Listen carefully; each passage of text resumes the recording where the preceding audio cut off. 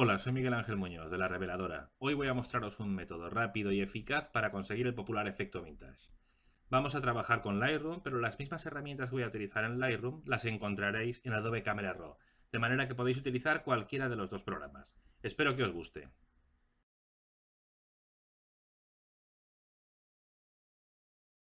Vamos a ver un método muy sencillo para lograr la modificación de tonos que se conoce más o menos con el nombre de vintage, retro o faded. Faded significa descolorido y es un nombre más descriptivo de lo que queremos lograr.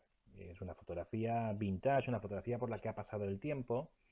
Es una fotografía que ha perdido densidad en las zonas de sombra, que ha perdido luminosidad en las zonas de luces y que ha perdido saturación de color de manera irregular, es decir, no todos los colores se han desvanecido al mismo tiempo o no todos los colores se han mantenido con la misma intensidad con el paso del tiempo. Como queráis verlo, lo que estamos buscando prácticamente es lo mismo. De manera general y muy resumida, lo que pretendemos con ese tipo de efectos son dos cosas diferenciadas. La primera de ellas, modificar el contraste, reducirlo, pero no de manera lineal, no aclarando todas las sombras y oscureciendo todas las luces. Solo los extremos. Las zonas más oscuras de la sombra no serían tan negras y las zonas más blancas de las luces no serían tan blancas. Lo veremos ahora después cuando lo practiquemos en la curva. Y el segundo efecto, la segunda parte de este efecto es modificar la dominante de color en sombras y luces de forma que no sea la misma. Que tengamos, lo habitual suele ser tener una dominante fría en la zona de sombras y una dominante cálida en la zona de luces. Pero recordad, es lo habitual, no tiene por qué ser así siempre. Es lo habitual, pero podéis modificarlo al gusto si preferís hacerlo de otra manera. Este tipo de efectos son efectos de fantasía, pueden simular una fotografía por la que ha pasado el tiempo, pero no hay una única forma de hacerlo. Y por supuesto, no hay una única herramienta para lograrlo, ni una única forma de utilizar esa herramienta. Hay muchos métodos diferentes para hacerlo. El que yo os traigo hoy considero que es uno de los más intuitivos, más rápidos y más sencillos. Vamos a ello. Cuando ya tenemos la imagen como queremos, cuando ya tenemos todas las imágenes como queremos, nos vamos a hacer la primera parte. Esto, como os decía, se basa en dos efectos o en dos acciones. Una de ellas sobre la curva y otra sobre la herramienta dividir tonos. En el caso de la curva vamos a trabajar solo la curva de luminosidad. No vamos a trabajar por separado las curvas para rojo, verde y azul. Podríamos cambiar la dominante de color en sombras y en luces por separado haciéndolo con curvas, pero no siempre es tan intuitivo como lo puede ser dividir tonos. Así que en este caso, como os decía antes, voy a probar un ejemplo. Voy a mostraros un ejemplo, un método que creo que es muy intuitivo y muy rápido, muy eficaz. Y por eso en el caso de la curva vamos a trabajar solo la luminosidad. Lo que os comentaba antes es que en el caso del contraste, vamos a reducir el contraste, vamos a hacer que los tonos negros no sean tan negros, es decir, no estén tan abajo de la curva, con lo cual los levantamos un poco, ya no hay nada que sea negro absoluto. Y en el caso de las luces hacemos justo la inversa. Cogemos el extremo de la curva y la bajamos para que nada sea blanco máximo, para que el blanco más blanco sea un gris claro. Con esto tenemos una reducción lineal del contraste. Ahora mismo el aspecto que tiene es como si hubiéramos puesto encima un papel vegetal. Y como os decía antes, queremos esta reducción del contraste sobre todo en los extremos, pero no en el centro. Con lo cual, ¿qué hacemos?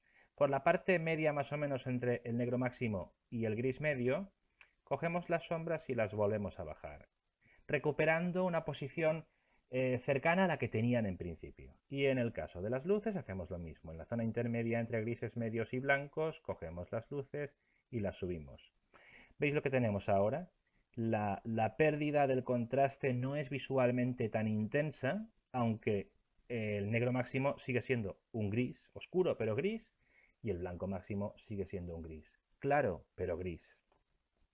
Fijaos que en la curva tenemos la parte izquierda, los negros, las sombras o grises oscuros, los grises medios o el valor de exposición, los grises claros o las altas luces y los blancos.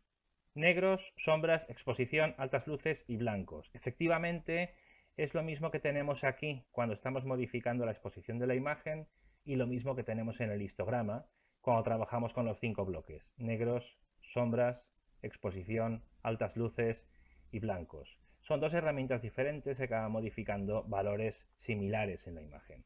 Bien, ya tenemos la modificación de las curvas. Una curva así sería suficiente. Ahora vamos a por la segunda parte de este efecto, que es modificar la dominante de color en sombras y luces por separado. Para ello nos vamos a esta herramienta, dividir tonos, que es una herramienta muy intuitiva y además con un control muy preciso de lo que queremos lograr. Aquí tenemos en las altas luces el tono de color que queremos lograr y el nivel de saturación. En las sombras, el color que queremos lograr y la saturación. Y por último, el equilibrio, una predominancia de uno o de otro para que el impacto en la imagen final pueda ser igual en los dos o pueda ser desigual, dando preferencia a uno o a otro. Lo primero que os aconsejo es que subáis un poquito la saturación para poder ver el efecto de lo que estáis haciendo. Y entonces, una vez tenemos la saturación subida para ver realmente cómo cambia la imagen con lo que estamos haciendo, podemos mover las altas luces, el tono hacia donde queramos. Desde un tono rojizo, anaranjado, amarillo, verdoso, etc. Podemos hacerlo por aquí o podemos hacerlo por aquí. Podemos pulsar aquí e irnos con el selector de color al tono que queramos. ¿De acuerdo? También podríamos hacerlo por valores numéricos, como queráis. Una vez tengáis el tono que queréis para las luces, lo dejáis, bajáis la saturación para que el impacto no sea tan fuerte, aunque no la bajéis del todo aún, y nos vamos a las sombras. En las sombras buscamos un tono, en este caso voy a buscar un tono frío. Recordad, hay que subir la saturación para poder ver el efecto. Un tono frío más o menos como este, un tono morado, azul. Recordad que una vez tengamos elegido el color habría que bajar la saturación y después decidir a qué queremos darle mayor protagonismo. Al color que hemos dado como dominante en las luces o al que hemos dado como dominante en las sombras. Cuando lo tengamos, ya está. Es tan sencillo como esto. Lo hacemos en la primera imagen de nuestra serie y aprovechamos las virtudes de Lightroom para seleccionar todo el resto de imágenes. Apretamos mayúsculas y seleccionamos la imagen final de toda la serie, o apretamos control y seleccionamos las imágenes que no sean consecutivas a las que queramos aplicar el efecto. Ya sabéis, las herramientas y el modo habitual para seleccionar series de imágenes en Lightroom. Cuando tengamos todas seleccionadas, pulsamos sincronizar, pulsamos en seleccionar todo, o bien solo en los efectos que quisiéramos modificar, sincronizamos y ya tenemos nuestras imágenes todas con el mismo efecto.